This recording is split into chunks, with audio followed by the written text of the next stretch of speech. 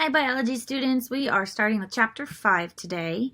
And with chapter 5, we're talking about the cell membrane because so far we've covered like the parts of the cell, what their structures and their functions are. And so the cell membrane itself kind of deserves a whole chapter.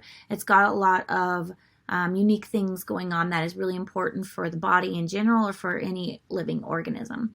So we're going to talk about the plasma membrane structure and function, passive transport and active transport, and then modifications of the cell surface. So first of all, starting with the plasma membrane structure and function, it's made of a phospholipid bilayer, and I know we've mentioned this before. So it's a fatty layer, but it's bilayer meaning two layers. So it's actually got two layers involved. It's got hydrophobic tails and hydrophilic heads. And the hydrophilic heads means water loving, and they're going to face outwards, with the hydrophobic tails facing inward. This also means that it's something called a fluid mosaic model, which means that the structures are not in a permanent place. One little phospholipid can move around within that membrane and slide from place to place. So they're constantly moving.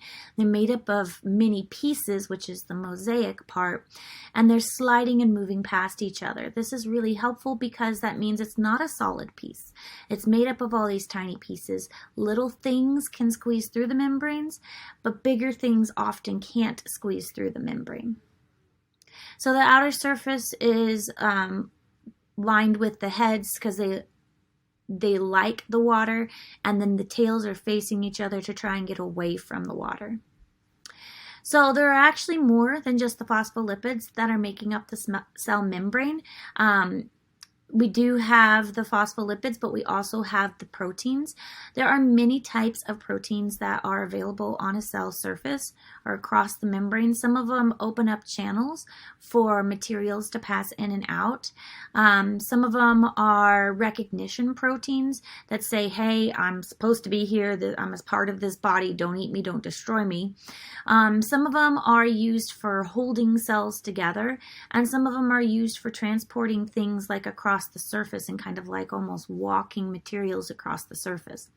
The other thing is cholesterols, and cholesterols help affect the fluidity of the membrane, so they kind of more hold it into place, so to speak, and make it so it can be either more or less movable.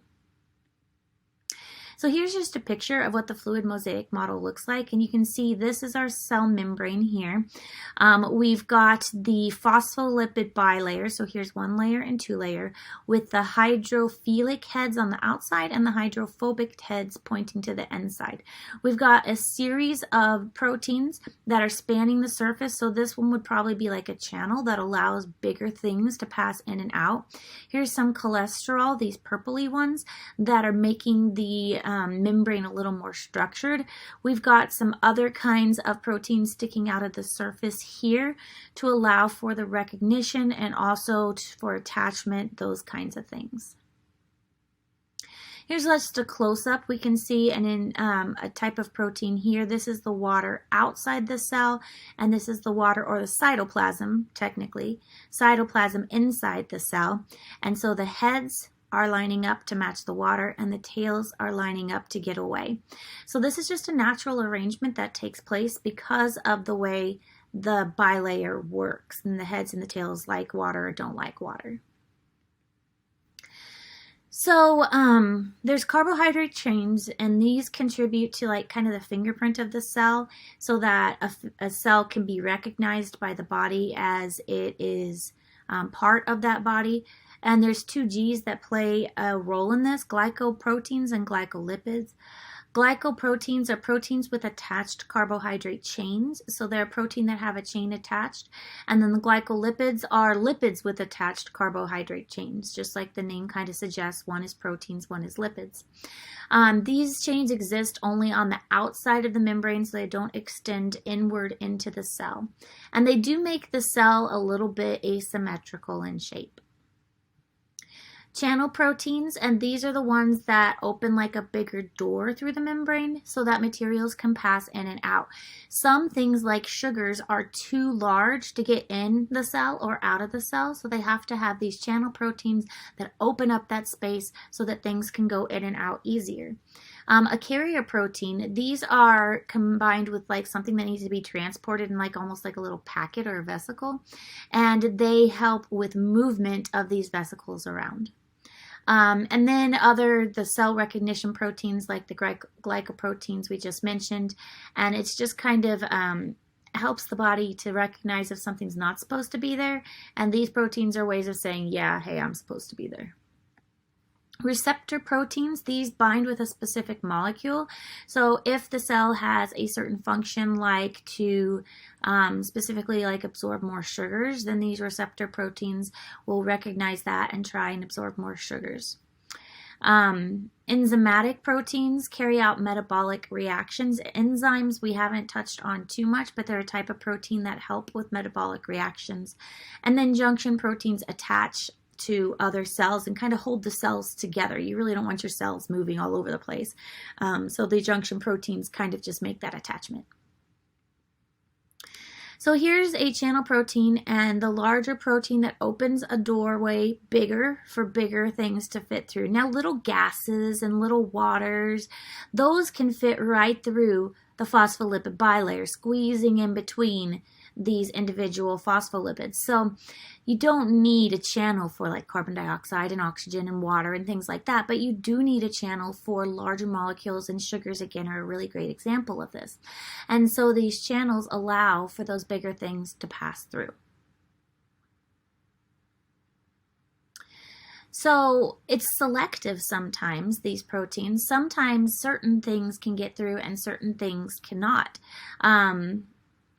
The inability of some persons to use energy for sodium potassium transports has been suggested as the cause of their obesity in some cases, because the proteins are not functioning correctly and not allowing the correct things to pass through that membrane. So there's also the cell recognition proteins. It has that carbohydrate chain that's attached to them, and MHC, major histocompatibility complex, glycoproteins are different from each person or for each person. So this is why organ transplants can sometimes fail, is because the body says, hey, that's a liver, but it's not my liver, so we need to get rid of that liver, and the body rejects it. And this is also why they do these matches before a transplant takes place, so that it's less likely for the body to reject it. Receptor proteins is shaped in such a way that a specific molecule can bind to it. Some forms of dwarfism result not because the body does not produce enough growth hormones, but because their plasma membrane growth hormone receptors are faulty and cannot interact with the growth hormone. So there's something wrong with this protein, and this receptor cannot bind to it, and so the cell cannot grow, which means the individual itself cannot grow either. Enzymatic proteins. Enzymes perform specific functions for the body, and they oftentimes require ATP to work. If these enzymatic proteins are not functioning correctly, then our body cannot do the activities that it needs to, and our body could shut down and our organs start to fail if the enzymes don't work. So there are enzymatic proteins on the cell membrane itself, along with other areas of the cell.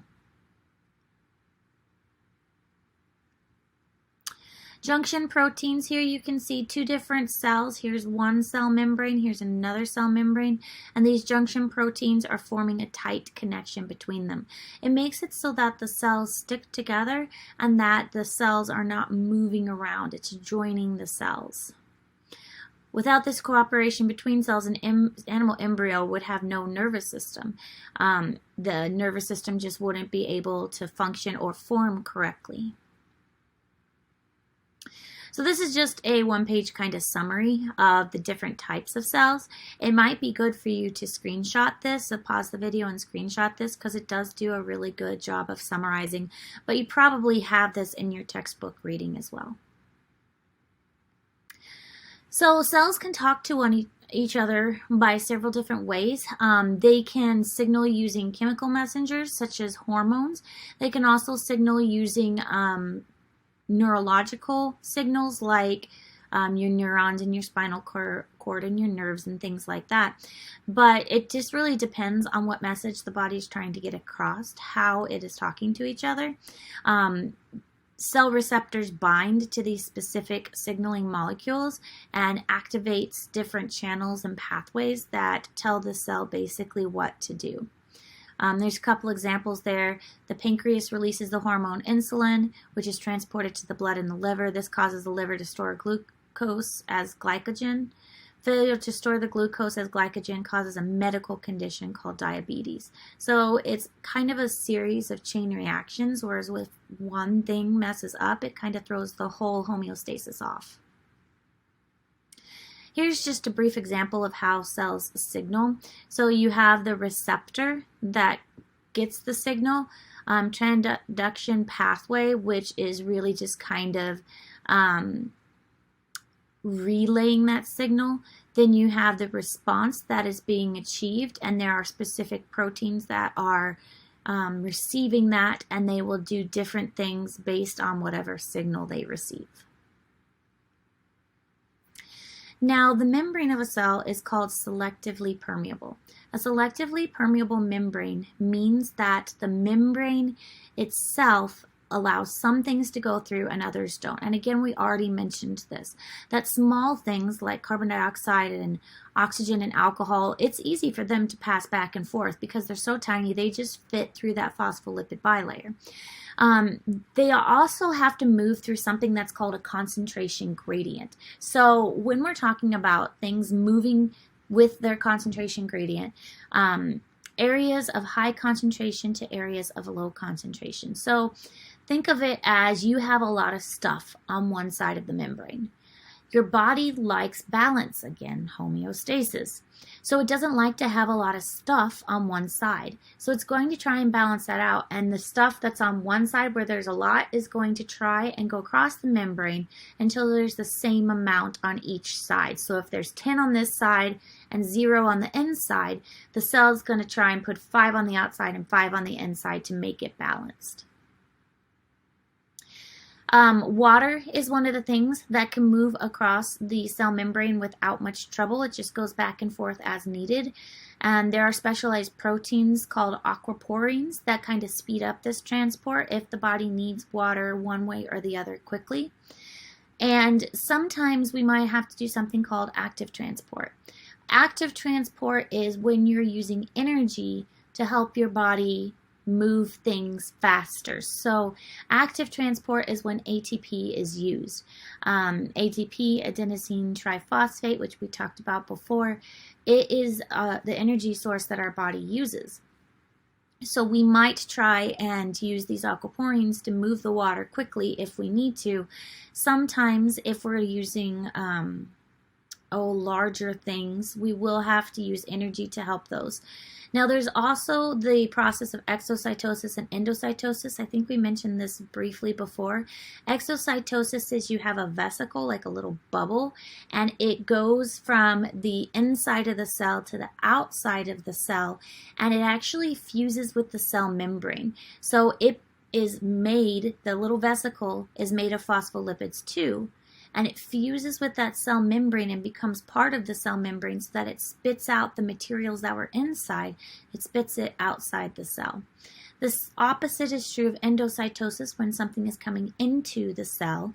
So a little bit of that cell membrane kind of pinches off and makes that vesicle so that something can be transported into the cell. So here we can see the channels that are across the cell membrane. Phospholipid bilayer, of course, the water can often just move through.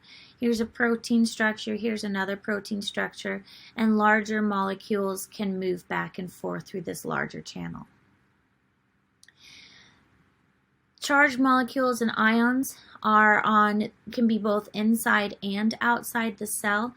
Depending on the size again, it can pass in or out of the cell as needed. This is showing water easily passing back and forth through one of those channels. And non-charged molecules are easier to pass through. A lot of times the ones that are charged, they have more difficulty passing through because it is harder for them to pass the water barrier, because it also has positive and negative charge that are kind of bouncing them off. Larger macromolecules obviously can't fit through either.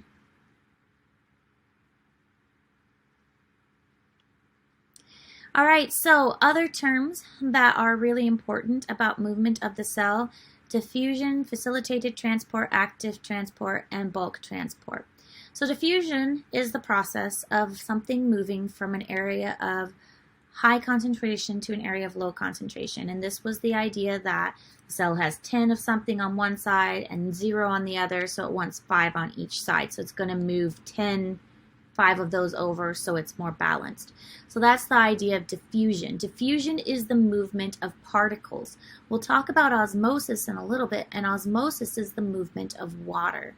Diffusion moves particles, osmosis is movement of water. Now what's amazing is this process happens naturally in our bodies. We don't have to do anything. This process just occurs, and one of the cool things about it is this is what is responsible between osmosis and diffusion both combined, both of them happening at the same time.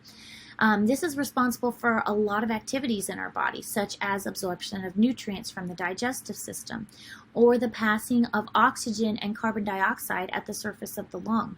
All of this is taking place because of osmosis and diffusion. Again, sometimes we have to assist. Facilitated diffusion means assisting. When you facilitate something, you're assisting. So facilitated diffusion is helping. It's just usually an open channel that that materials can pass through, but no energy is needed with this one. Active transport is when energy is needed because you are actively using ATP.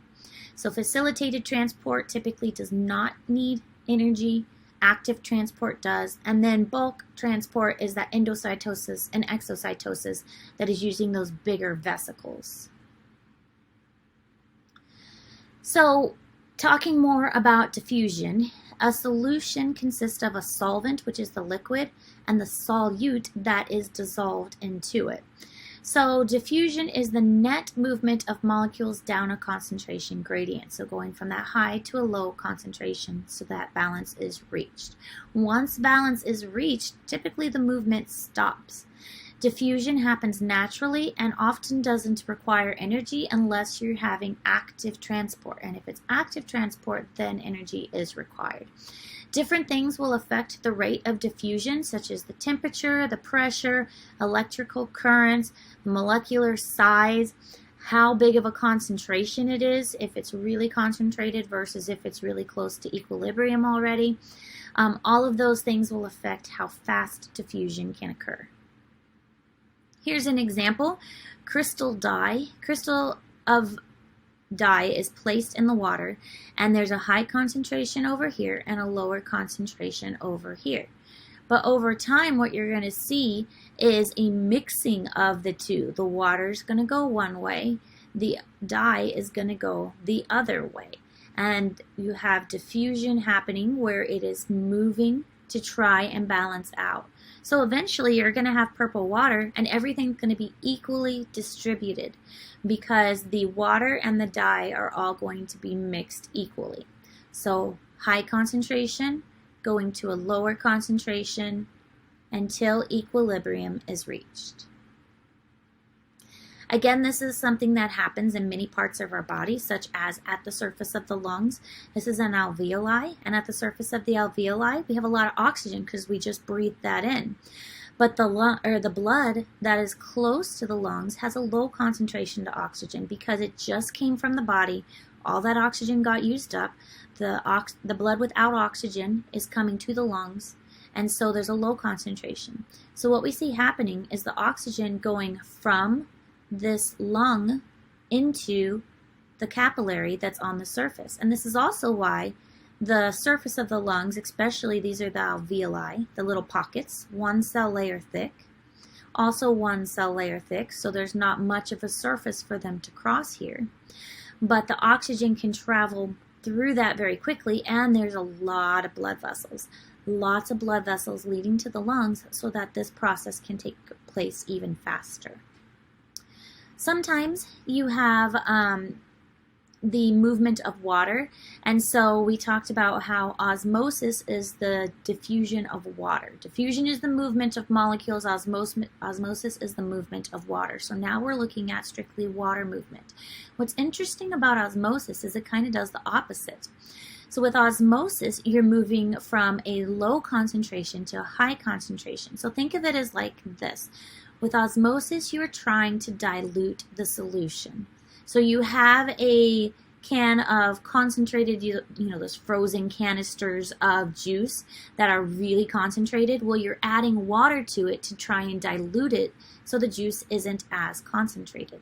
That's what osmosis is doing. It is trying to add water to a concentrated solution in order to try and make it not as concentrated and more equilibrium. So oftentimes you're going to have diffusion going one way and you're going to have osmosis going the other way, and the two are happening at the same time, again, in order to reach this equilibrium. Osmotic pressure is the pressure that develops due to osmosis. Sometimes the water is moving in so quickly that a cell can actually burst if the cell membrane can explode because it can't handle the pressure of all that water that's entering it. So here's an example of osmosis. We have a 10% solution here and we have a 5% solution here. This solution is concentrated higher and this solution is not as concentrated. So what we're going to see happen is osmosis would allow the particles of the water to go into this tube. If we were doing diffusion, diffusion would have the green stuff go outwards.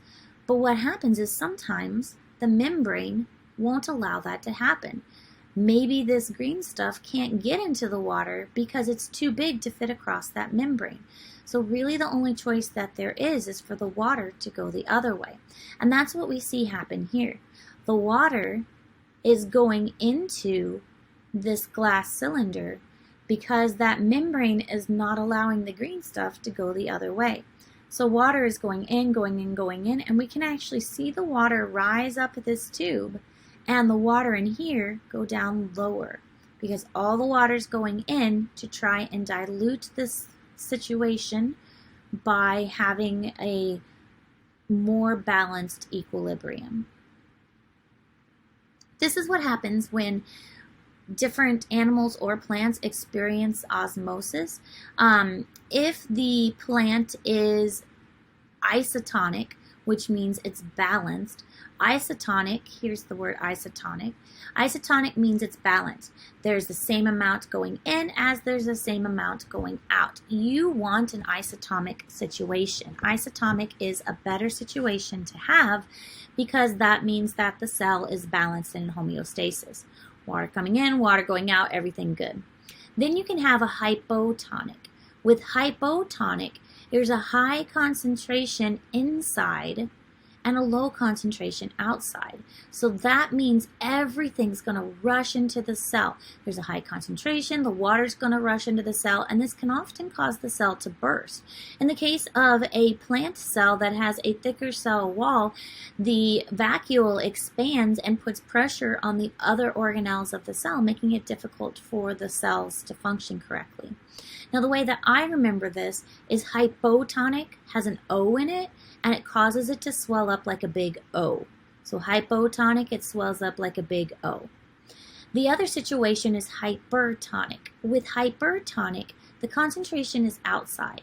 There's a high concentration outside, so the water is going to leave the cell to try and dilute the situation outside the cell. This causes the cell to shrivel up. And here you can see this cell is shrinking and actually pulling away from that cell membrane because we've lost a lot of that water from that central vacuole. And this cell is shriveled up. Now here's a way to remember hypertonic. I have 4 children and I love my kids, but sometimes they are very hyper and have a lot of energy. So when they're hyper, I tell them to go outside, and they can go outside so there is nobody left inside but me reading a book and relaxing. So hyper is everything outside and very little inside. Hypo, it swells up like a big O because everything's going inside and there's a O in the word hypo. And then isotonic is balanced. So isotonic, again, is the solution is balanced. We just covered this. Same amounts going in and out, and the cell's happy at homeostasis. Hypotonic is the material is going into the cell. It's swelling it up, and sometimes it could be swelled up so much that the cell actually bursts. Pressure in plants, we've already talked about this a little bit. Turgor is where there is pressure against the cell wall that causes the plant to stay upright. And if the plant loses water, it starts to wilt. So we've all seen this before as well. Hypertonic will shrink the cell. This is called crenation in animal cells, where it starts to shrink and shrivel up.